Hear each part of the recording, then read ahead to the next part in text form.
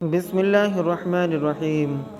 حضرت ابو حذیفہ عبداللہ بن حذیفہ صحابی قدیم الاسلام صحابی ہیں۔ آپ حبشہ کی جانب دوسری ہجرت میں اپنے بھائی حضرت قیس کے ہم سفر رہے۔ آپ بدری صحابی ہیں یا نہیں، اس بات میں اختلاف ہے۔ اس کے علاوہ احد، خندق اور دیگر تمام غزوات میں شرکت کی۔ سن 7 ہجری میں آپ نے سفیر مصطفیٰ بن کر خط مبارک شاہی ایران کسریٰ کے دربار میں پہنچایا۔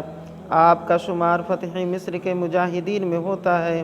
حضرت عمرو بن عاص نے آپ کو اسکندریہ مصر میں اپنا نائب مقرر کیا۔ 19 ہجری میں رومیوں نے آپ رضی اللہ تعالی عنہ کو گرفتار کر لیا تھا۔ واقعہ کچھ یوں ہے، ایک مرتبہ حضرت عمر فاروق اعظم رضی اللہ تعالی عنہ نے ملک روم کی جانب ایک لشکر بھیجا۔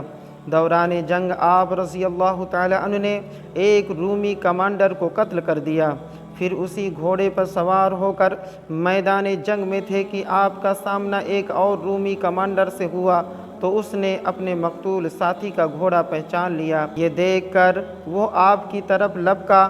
وہ پہاڑ کی طرح سخت جان تھا۔ اس نے آپ کو اپنے آپ سے چمٹا لیا اور کھینچتا ہوا اپنے لشکر میں لے گیا۔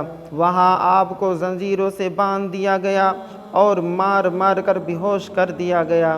پھر قیدی بنا کر قسطنطنیہ میں بادشاہ کے پاس اس پیغام کے ساتھ بھیج دیا کہ یہ محمد عربی صلی اللہ تعالی علیہ وآلہ وسلم کے ساتھی ہیں۔ بادشاہ نے آپ کو تکالیف دینے کا حکم دیا۔ آپ نے ان تکالیف پر صبر کیا۔ اس کے بعد آپ کو ایک کمرے میں بند کر دیا اور سامنے شراب اور سور کا گوشت ڈال دیا گیا، ناپاک کھانا ڈال دیا گیا۔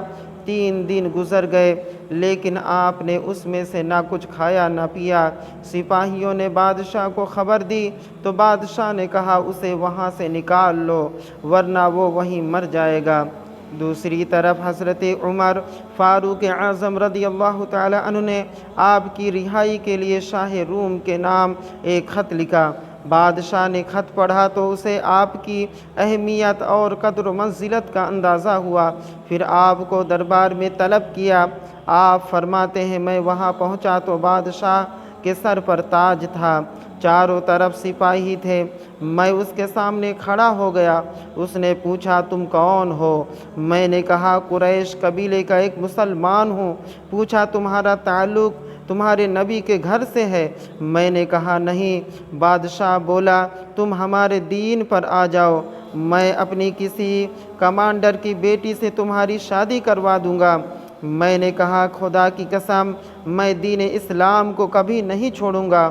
اس نے کہا ہمارا دین قبول کر لو، میں تمہیں بہت سارا مال، غلام اور ہیرے دوں گا۔ پھر کچھ جواہرات منگوائے اور کہا میرے دین میں آ جاؤ، یہ سب تمہیں مل جائیں گے۔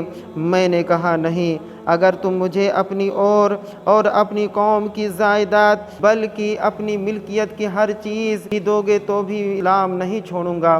اس نے کہا میں تمہیں بری موت ماروں گا۔ میں نے کہا تم میرے ٹکڑے کر دو یا مجھے آگ میں جلا دو، میں اپنا دین نہیں چھوڑوں گا۔ یہ سن کر بادشاہ غصے میں آ گیا اور کہنے لگا اب میں تمہیں قتل کر دوں گا۔ میں نے کہا تم یہی کر سکتے ہو۔ پھر آپ کو تختے پر چڑھا دیا گیا تو بادشاہ نے آہستہ سے تیر انداز سے کہا تیر بدن کے قریب پھینکنا۔ تیر انداز نے تیر جسم کے قریب پھینکے لیکن آپ بالکل بھی خوف زدہ نہ ہوئے۔ بادشاہ نے پھر عیسائی بننے کی پیشکش کی مگر آپ نے انکار کر دیا۔ آخر کار آپ کو تختے سے نیچے اتار لیا گیا۔ ایک روایت کے مطابق بادشاہ نے تانبے کی ایک کڑاہی منگوائی اور اس میں تیل بھر کر جوش دینے کا حکم دیا۔ پھر جب تیل کھولنے لگا بادشاہ نے ایک مسلمان قیدی کو بلایا اور اسے عیسائی بننے کو کہا لیکن اس مسلمان نے بھی انکار کر دیا۔ یہ دیکھ کر بادشاہ نے اسے कढ़ाई में डलवा दिया। फिर फौरन ही गोश्त पोस्त सब जल गया और हड्डियां ज़ाहिर हो गईं। बादशाह ने आपसे फिर कहा, ईसाई बन जाओ वरना मैं तुम्हें भी इस कढ़ाई में फेंक दूंगा। आपने कहा, मैं ऐसा हरगिज नहीं करूंगा।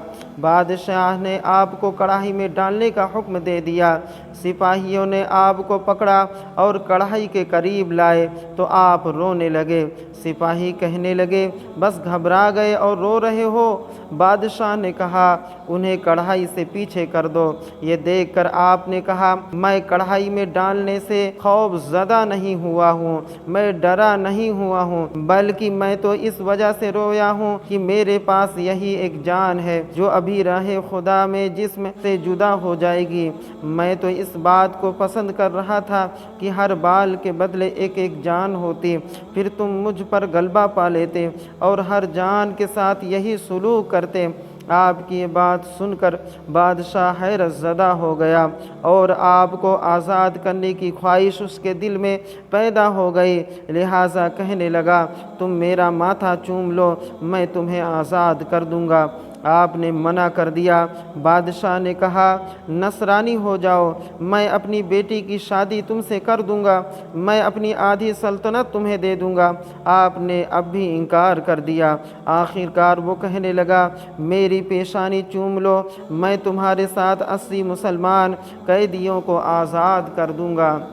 आपने कहा, हाँ यह कर सकता हूँ। फिर आपने माथे को चूम लिया। बादशाह ने अपना वादा पूरा किया, आपके साथ 80 मुसलमान कैदियों को आज़ाद कर दिया। बाज़ रिवायतों में 100 का और बाज़ में 300 कैदियों का जिक्र है और साथ में आपको 30,000 दीनार, 30 खादिम और 30 खादिमाएँ तोहफे में भी दी। आप आज़ाद होने वाले मुसलमानों को लेकर बारगाह फ़ारूकी में हाजिर हुए और पूरी तफसील से कह सुनाई। हज़रत उमर फ़ारूक आज़म रज़ियल्लाहु ताला अन्हु ने फरमाया, हर मुसलमान पर हक़ है कि वो हज़रत इब्ने हुज़ाफ़ा का माथा चूमे और मैं सबसे पहले इब्ने हुज़ाफ़ा का माथा चूमूँगा। यह कहकर फ़ारूक आज़म रज़ियल्लाहु ताला अन्हु ने आपका माथा चूमा, आपकी पेशानी चूमी। ये देख कर दीगर तमाम मुसलमान भी खड़े होकर आपके सर को चूमने लगे।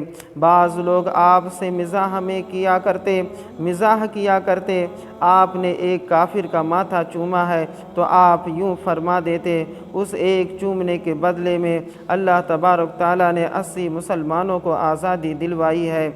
अल्लाह अल्लाह। रसूल करीम सल्लल्लाहु तआला अलैहि वसल्लम की सोहबत पाने वाले सहाबाए किराम का ईमान कैसा मजबूत हुआ करता था। माल ज़र, जायदाद, सल्तनत और हसीन औरतों से निकाह की पेशकश भी होती तो ईमान के मुकाबले में किसी पेशकश को कबूल न करते और ईमान पर साबित कदम रहते। अल्लाह करीम सहाबा के ईमान के सदक़े हमारे ईमान को भी मजबूत फरमाए।